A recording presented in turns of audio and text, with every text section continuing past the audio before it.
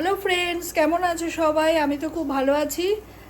প্রচণ্ড ঠান্ডাতে রয়েছি, মাইনাস টেম্পারেচারে, বাইরে চলছে -4।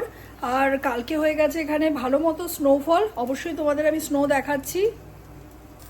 তার আগে দেখিয়ে নিয়ে এই যে বানাচ্ছি হলো গোলা রুটি, যেটা পুরোনো তো গোলা রুটিই বলো বা যেটাই বলো, একটু সবজি টবজি দিয়ে একটু আটা আর দিয়ে দিয়ে একদম একটা গ্রেভি টাইপের বানিয়ে ওটা দিয়ে করছি। এটাকে পুরোনো ভাষায় গোলা রুটিই বলে। তো চলো, বেশ একটা হেলদি খাবার অপশান। এই দেখো, এটাকে আমি উল্টে দিলাম। এটা এবার আস্তে আস্তে হোক, এটা একটু হতে টাইম লাগে, এটা একটু ধিমে আঁচেই করতে হয়।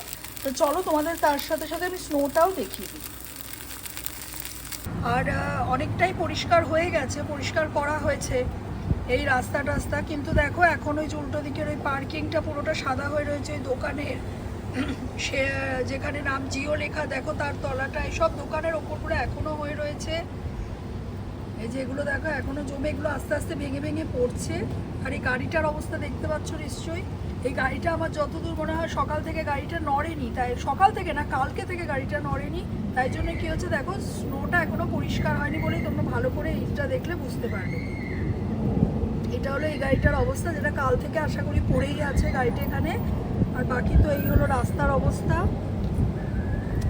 আমি এই যে জানলা খুলেই দেখতে পাচ্ছ, এখন এই যে রাস্তার আমাদের নিচের রাস্তাটা এই যে এরকম স্নো সব পড়ে রয়েছে। আমি জানলা খুলে ভিডিও করছি, মারাত্মক একটা ঠান্ডা হাওয়া আসছে। বললামই তোমাদের বাইরে চলছে -4। কালকে সকালবেলা যতদূর দেখলাম, আমার মেয়ে স্কুল যাওয়ার টাইমে টেম্পারেচার নেমে যাবে -11-এ। বুঝতে পারছো তাহলে কোন টেম্পারেচারে স্কুল যেতে হবে।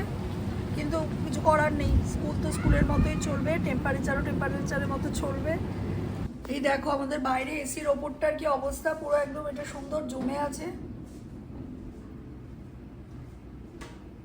আর এখানেও বাইরেটার অবস্থাও এরকমই, পুরোটাই একদম। কারণ এগুলো তো আর মানে মাইনাস টেম্পারেচার, স্নোটা এইভাবে গলে যাবে না, একটু টাইম তো লাগবেই।